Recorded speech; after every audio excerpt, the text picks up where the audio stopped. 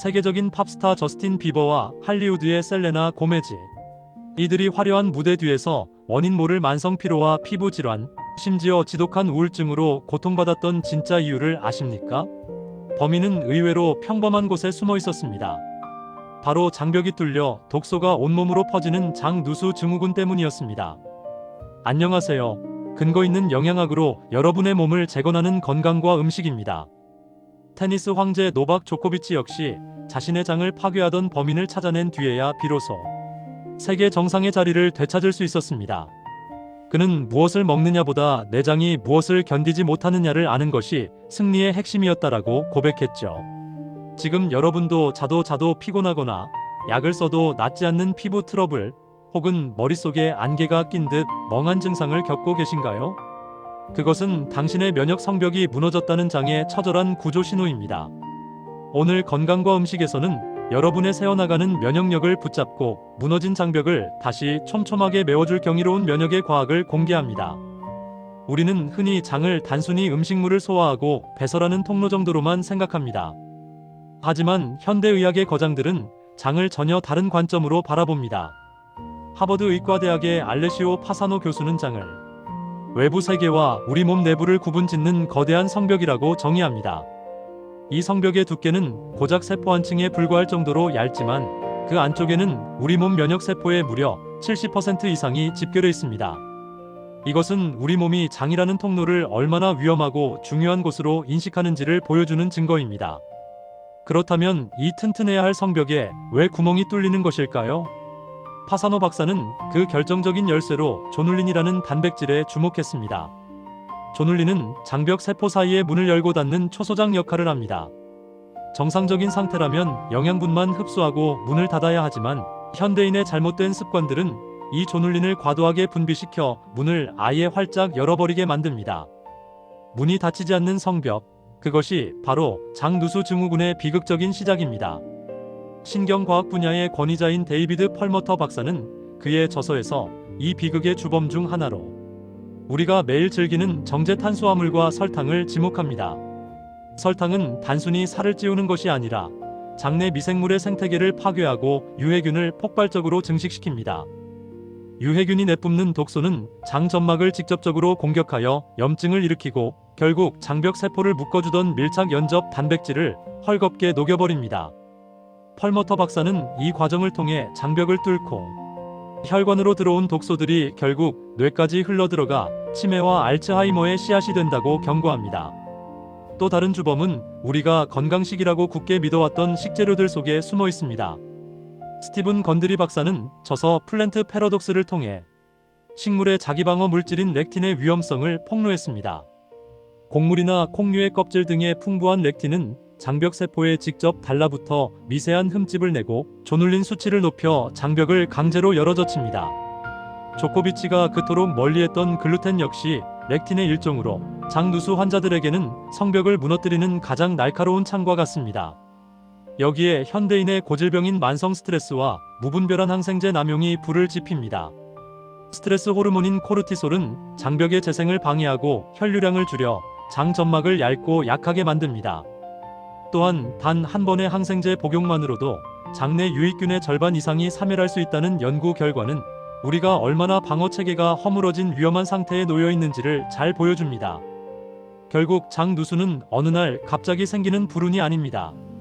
매일 우리가 입으로 넣는 음식, 우리가 견뎌내는 스트레스, 그리고 환경 독소들이 합작하여 만들어낸 인재입니다. 성벽의 문이 열리면 이제 그 틈 사이로 소화되지 않은 단백질 조입자와 세균의 사체, 그리고 각종 화학 물질들이 혈류로 무차별하게 쏟아져 들어옵니다. 우리 면역 군대는 이 낯선 침입자들을 적군으로 인식하고 비상사태를 선포합니다.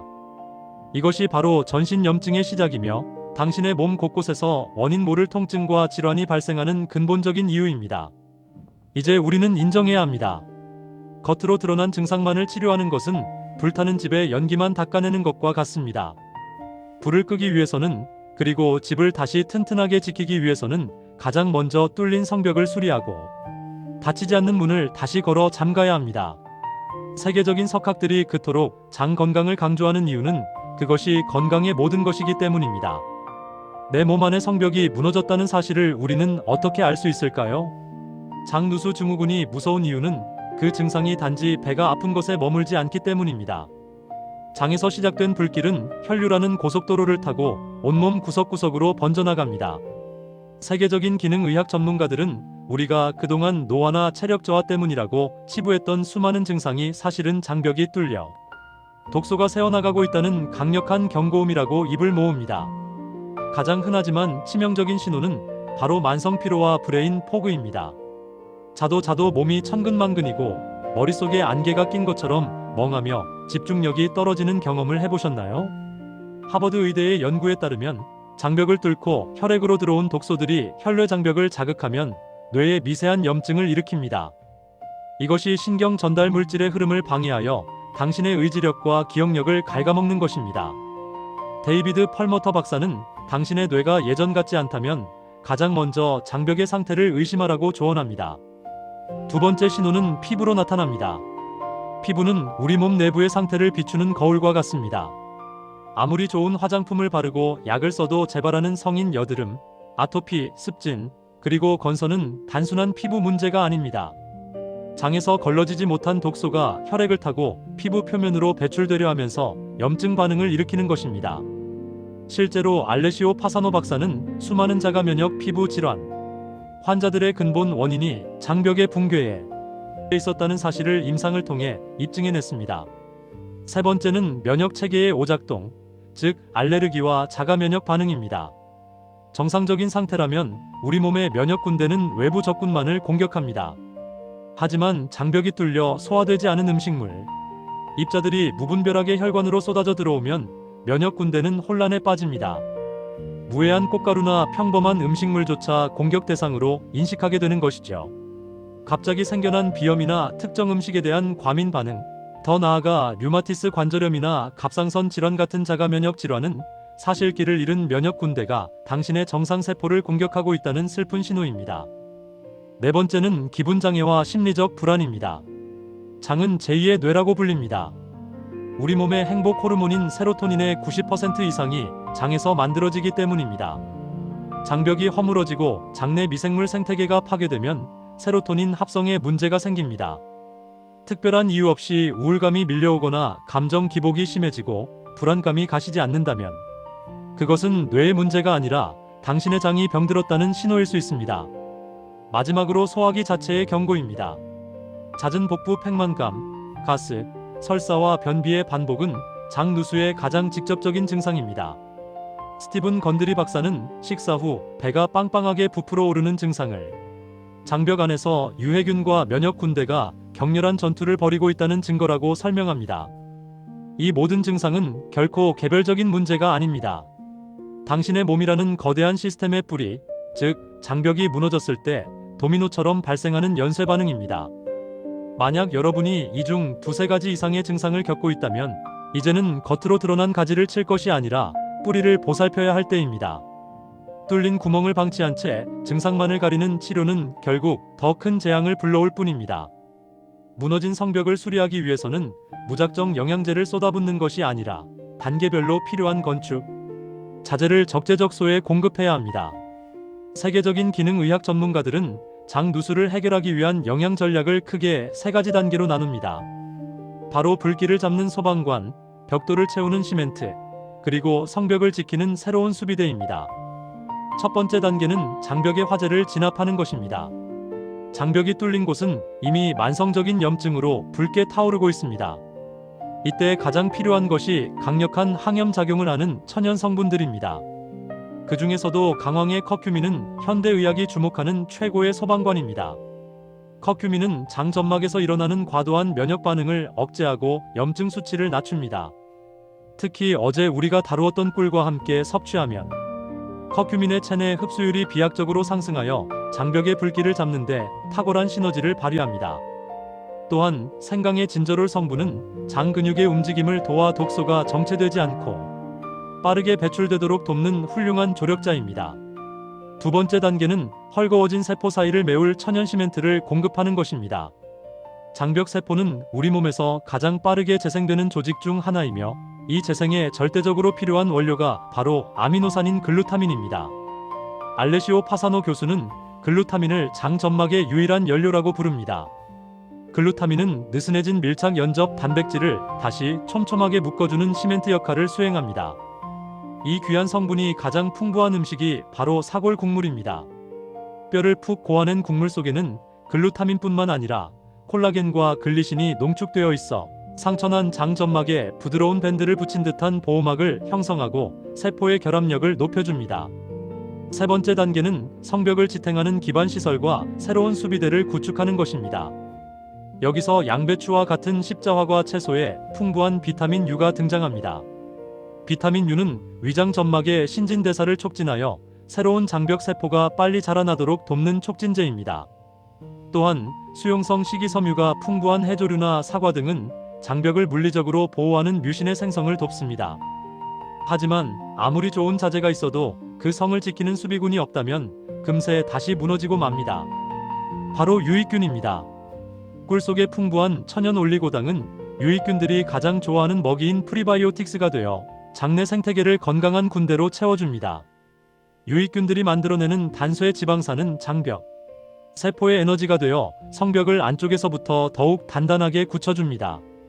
이처럼 강황으로 불을 끄고 사골 국물로 시멘트를 채우며 양배추와 꿀로 성벽을 공고히 하는 과정이 반복될 때 여러분의 장은 비로소 어떤 독소도 침투할 수 없는 완벽한 요새로 거듭나게 됩니다.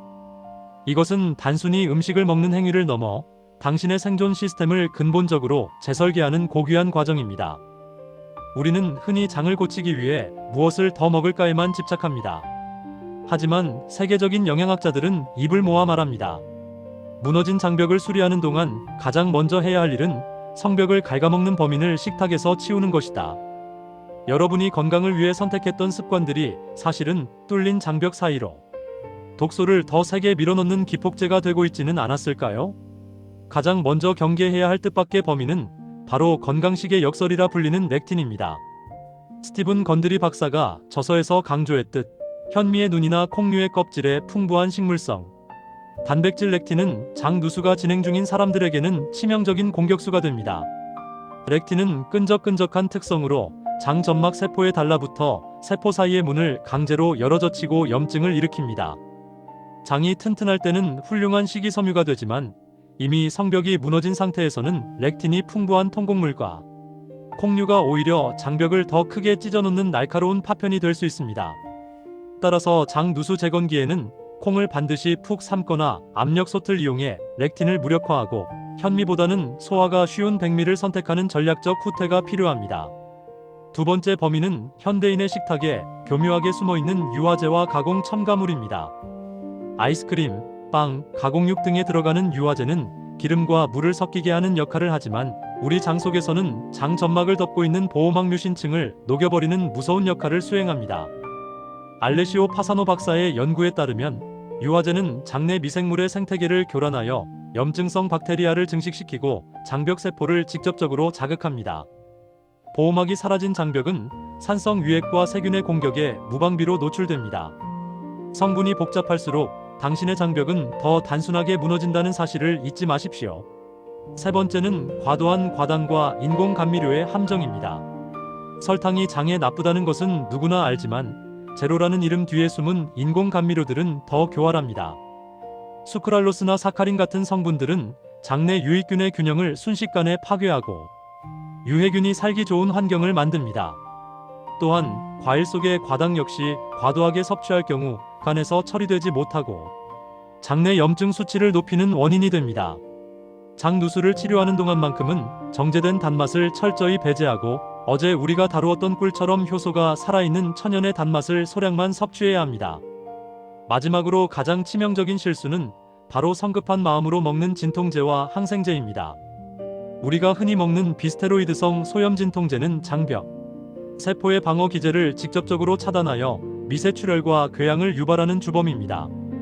또한 감기 기운이 있다고 쉽게 복용하는 항생제는 장내 미생물이라는 면역 군대를 아예 전멸시키는 핵폭탄과 같습니다.